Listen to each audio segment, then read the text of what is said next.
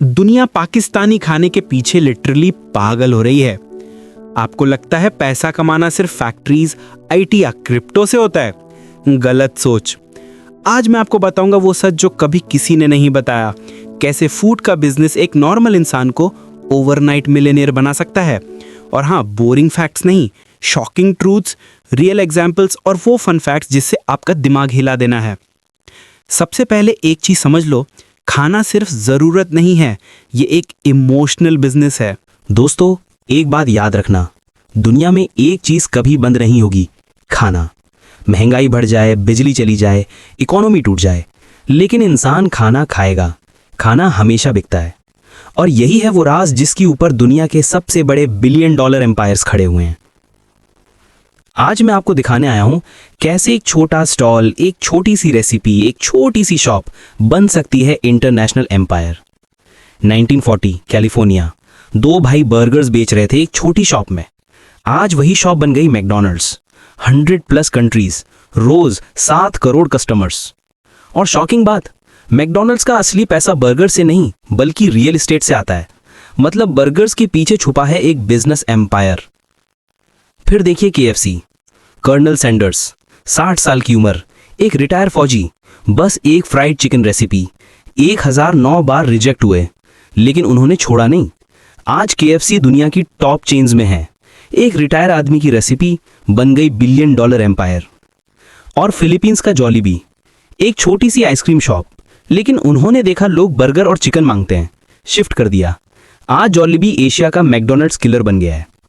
Asia का food and beverage market की worth है $8 ट्रिलियन। 8 ट्रिलियन।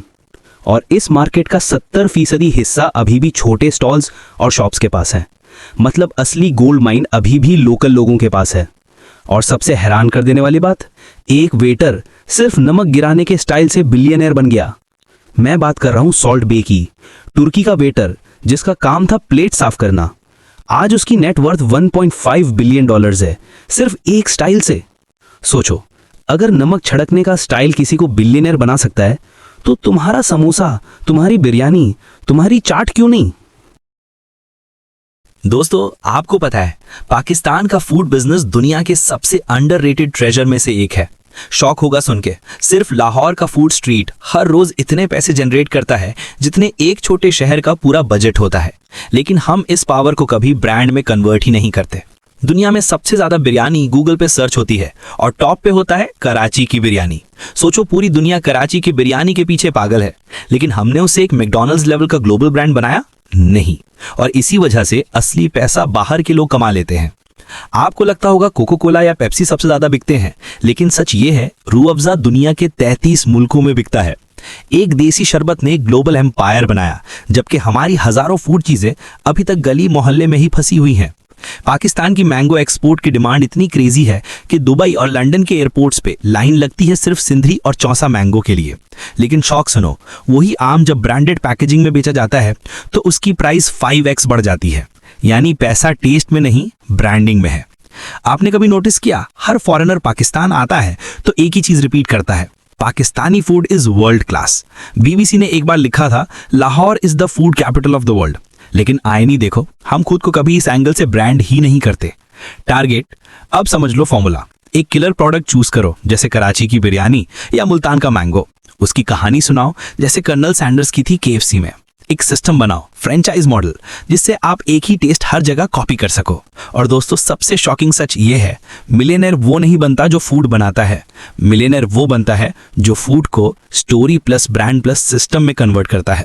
सोचो, अगर किसी ने कराची बिरयानी को डोमिनोज स्टाइल फ्रेंचाइज बना दिया होता तो शायद मैकडॉनल्ड्स से ज्यादा आउटलेट्स पाकिस्तान के नाम होते। फूड कभी बंद नहीं होगा, हर शख्स को खाना है। लेकिन जो आदमी खाने को सिर्फ टेस्ट नहीं, एक एम्पायर समझता है, वही बनेगा पाकिस्तान का अगला इंटरनेशनल मिलियन है। आप समझ लो। और सबसे बड़ी सच्चाई ये है, आपको मिलियनर बनने के लिए पैसा नहीं चाहिए, आपको चाहिए विजन। विजन जो एक समोसा को समोसा ना देखकर एक ग्लोबल ब्रांड देखें। क्या आपको लगता है पाकिस्तान, इंडिया, बांग्लादेश, श्रीलंका से अगला मैकडॉनल्ड्स निकल सकता है?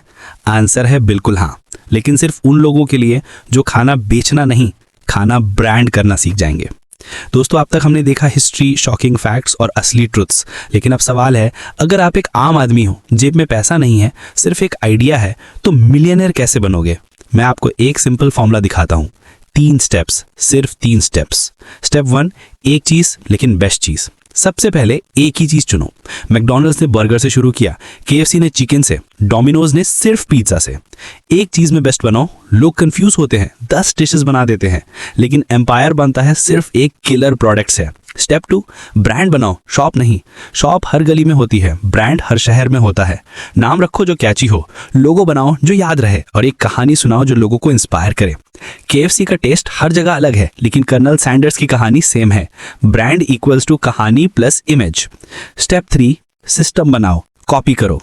आप पर्सनली 100 जगह समोसा नहीं बेच सकते, लेकिन अगर आप एक सिस्टम बना दो, रेसिपी का फॉर्मूला, सर्विस का फॉर्मूला, एक सिंपल ट्रेनिंग, तो आपकी दुकान हर जगह कॉपी हो सकती है। इसी को कहते हैं फ्रेंचाइज मॉडल, और यही मिलियनेयर का असली राज है। एग्जाम्पल देख लो, डोमिनोज का 30 मिनट्स और फ्री, ये सिर्फ एक लाइन थी, लेकिन इसने पूरा सिस्टम बना दिया। अब हर डोमिनोज स्टोर वर्ल्ड वाइड वही सिस्टम फॉलो करता है, और यही उनको $1 बिलियन एम्पायर बनाता है। अब सच सुनो, फूड बिजनेस में मिलियनेयर वो नहीं बनता जो सबसे अच्छा खाना बनाता है। मिलियनेयर वो बनता है जो सबसे अच्छी कहानी सुनाता है, सबसे अच्छी ब्रांडिंग करता है, और एक सिस्टम क्रिएट करता है। सोचो, सॉल्ट बे का स्टेक आपके शहर के रेस्टोरेंट से अच्छा होगा? शायद नहीं, लेकिन सॉल्ट बे की ब्रांडिंग और स्टोरी ने उसको बिलियनर बना दिया। तो दोस्तों, आप छोटी सी शॉप से हो, एक छोटे गांव से हो, या एक चौक पे स्टॉल चलाते हो, याद रखो, आपके पास एक चीज है जो दुनिया के पास नहीं है, अपना लोकल टेस्ट। अगर आप उस टेस्ट को ब्रांड बना दो, उसकी कहानी वायरल कर दो, और उसका एक सिस्टम डिजाइन कर दो, तो आप ही एशिया का अगला मैकडॉनल्ड्स, अगला केएफसी, अगला जॉलीबी बन सकते हो। और सच ये है, फूड कभी बंद नहीं होगा, फूड हमेशा बिकता है, और जो फूड को बिजनेस नहीं एम्पायर समझता है, वही बनेगा अगला मिलियनेयर।